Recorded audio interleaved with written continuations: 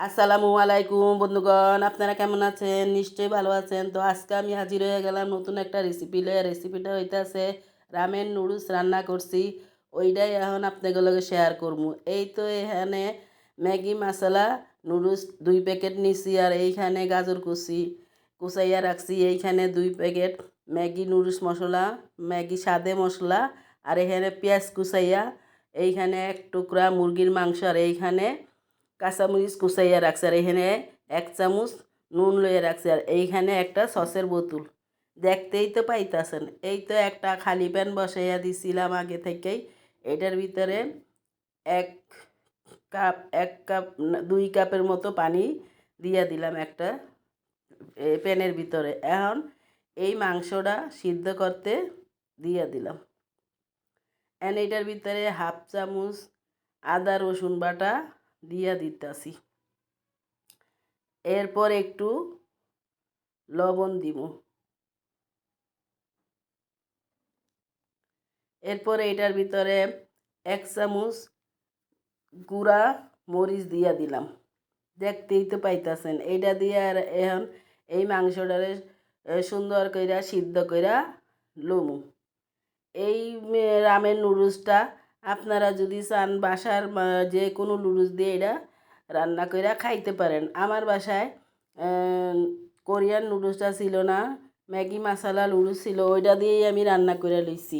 আমার বাসায় যতটুকু উপকরণ আছিল ওইটা দিয়েই আমি করছি, সমস্যা নেই। আপনারা ঘরের ভিতরে যা থাকবো তা দিয়ে এই নুডলসটা বানাইয়া খাইতে পারবেন। আমাদের এই নুডলসটা সবাই আবার খায় না। আমার 2 ছেলে আর 1 মেয়ে খায়। আমার বড় ছেলে খায় না, এর লেগে একটু কমাইয়া লইলাম। 2 প্যাকেট নুডলস লইছি, আর 2টা ডিম সিদ্ধ করতে দিয়া দিছি। এখন এইখানে 1/2 কাপের মতো সস দিয়া দিলাম। এই সসের ভিতরে ম্যাগি মশলাটা দিয়া দিলাম, নুডলসের ম্যাগি মশলাটা। দেখতেই তো পাইতাছেন 2 প্যাকেট ম্যাগি মশলা দিয়া নাইড়া চাইড়া লইতাছি। এখন আবার একটু পানি দিয়া এটারে নাড়াচাড়া কইরা নিতাছি। দেখতেই তো পাইতাছেন। এইভাবে কইরা সসটারে এই সুন্দর করে নাড়াচাড়া কইরা নিবেন। আপনাদের বাসায় যদি চিলি ফ্লেক্স থাকে ওইটাও দিতে পারেন, কিন্তু আমার বাসায় আবার ঝাল কম খায়, এই জন্য আবার চিলি ফ্লেক্সটা দিতে পারলাম না। উপরে আবার একটু কাঁচামরিচ কুচাইন না, সেইটা আবার নামানোর সময় ছিটাইয়া দিছিলাম। এই তো এখন পেঁয়াজ কুচাইয়া রাখছি, ওইটা এখন হালকা একটু তেলের ভিতরে দিয়া ব্রাউন কালার কইরা ভাইজা লইতে আসি। এরপর এটার ভিতরে 1 চামচের মতো নুন দিয়া দিমু আগেই। আমি অতি সাধারণভাবে এই নুডলসটা রান্না কইরা দেখাইলাম। বেশি সময়ও লাগে না, বেশি উপকরণ লাগে না, ঘরে যা আছে তা দিয়ে আপনারা রান্না কইরা খাইতে পারবেন। এই নুডলসটা এইভাবে রানলে বড়রাও পছন্দ করবো, ছোটরাও খাইব। অনেকে আবার এই নুডলসের ভিতরে অনেক জাল জুল দিয়া খায়, সেটা আবার আরেক মজা। আর জাল যারা না দেয় তারা একটু কাঁচামরিচ দিয়া খাইলেই হইয়া যায়। এই তো এখন একটু পানি গরম দিয়া দিছিলাম, ওইটার ভিতরে এখন নুডলস 2টা সিদ্ধ কইরা লমু।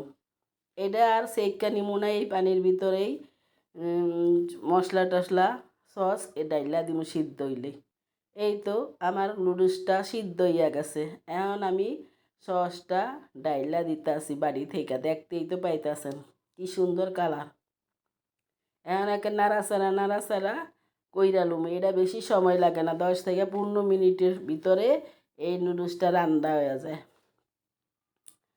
এই নুডলস রান্নার সময় আপনার কোনো ঝামেলা বা কোনো কিছুই হইব না।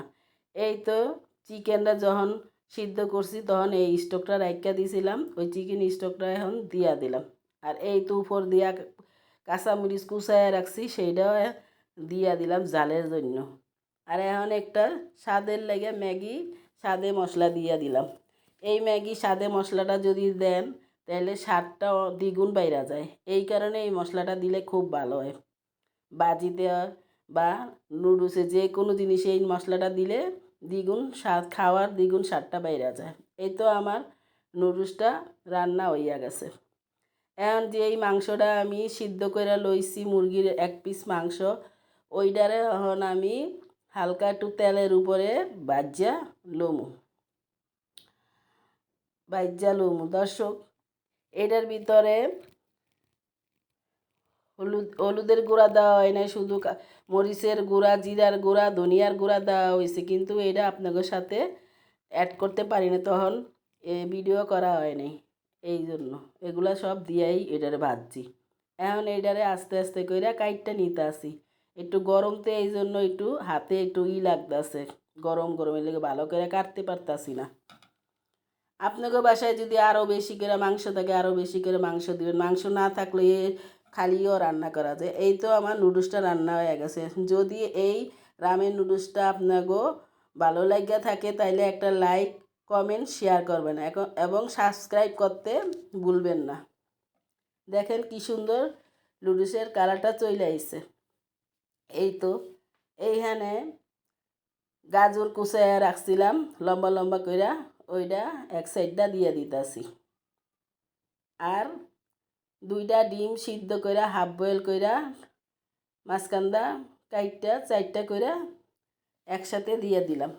আর মুরগির 1 পিস মাংস ভাইজ্জা নিছিলাম, ওইটা টুকরা টুকরা কইরা কাইটটা লইছি, ওইটা আবার এটার ভিতরে দিয়ে দিলাম। দেখতেই তো পাইতাছেন, দেখেন কি সুন্দর হয়েছে। আমার রামেন নুডলসটা রেডি হয়ে গেছে। দেখেন কত সুন্দর কালার চলে আইছে। এরকম দেখলে কার জিভে জল না থাকে। আল্লাহ হাফেজ।